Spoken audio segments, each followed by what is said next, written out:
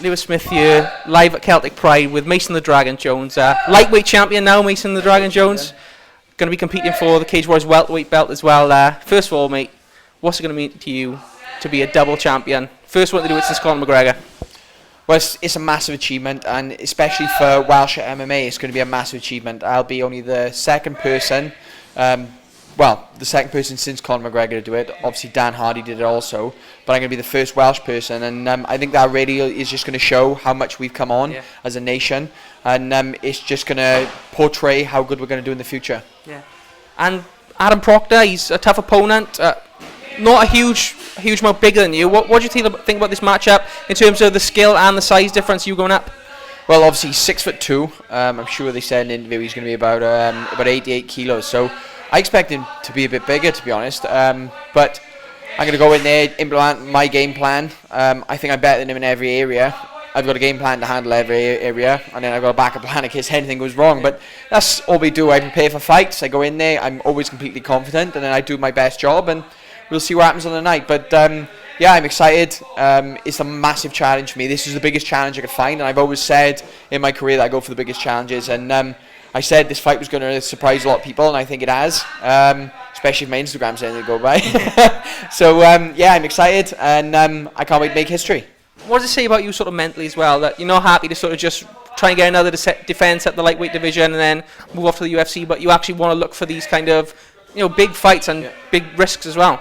Well, this is the reason I'm going to get signed before the end of the year. This is my fight, my breakthrough fight, and this shows that my character and the way I fight, that I always look for finishes. I'm always looking for those exciting matchups, and I'm looking to entertain. I'm looking to make the cut. And the way I see it is, if I can't beat Adam, then why am I trying to go to UFC? Because Adam Proctor to me is just a big lightweight. So beating him is going to show that I can hang with the likes of Poirier, Habib, Ferguson. This is going to show that if not now, one day I'll be able to beating these guys and winning ranked fights and moving towards that belt. And it is going to cement the fact that one day I'm going to be a champion. Yeah.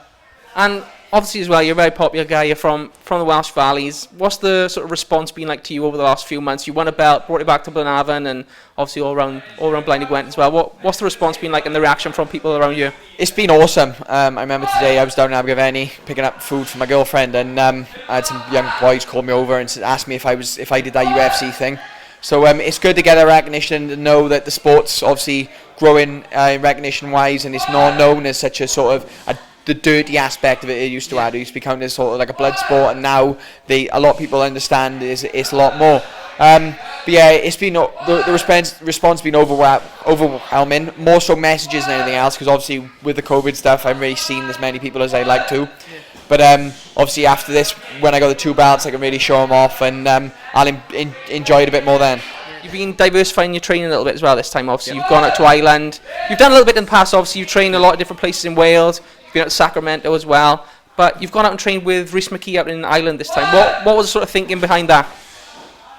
To be honest, I like to break my camps up. I usually try to make sure I go away in each camp, mostly just other people see stuff sometimes that you don't see, and it increases the enjoyment aspect of it. And obviously I love what I do, but it sort of helps build the anticipation and the feeling of it. Me and Rhys spoke. The reason this fight came about is basically because I knew Rhys had got signed, and I called to ask to fight Adam before they matched him. That's one of the main reasons I had this fight. I offered to go out and train with Rhys before his UFC debut. Obviously I didn't realise he was fighting in 6 days notice, and then when all that got announced, I let him know that I was fighting for Adam, and he said, look, I'll try and sort it and come down. And then with his work, he was struggling, so he said, look, it's no problem, I'll come to you. So me and my girlfriend went up, they really looked after us, and yeah, it was awesome. I got to train with him, Norman Park, Decky McLean, some really good guys. It was a good period, and it was a nice change, so I got some good days training in. Me and Rhys did a crazy amount of rounds, and really the striking exchanges were something to behold. My girlfriend was there watching, and she loved it, and she said about how she couldn't get over how exciting it was to watch. So I am excited. We never got a fight, but he's a really nice guy, and it was awesome to get some good training rounds in. But yeah, moving forwards, it's really helped my game, especially my confidence. Like, Rhys is a legit guy, and if I can hang with him, I'll have no problem with Proctor.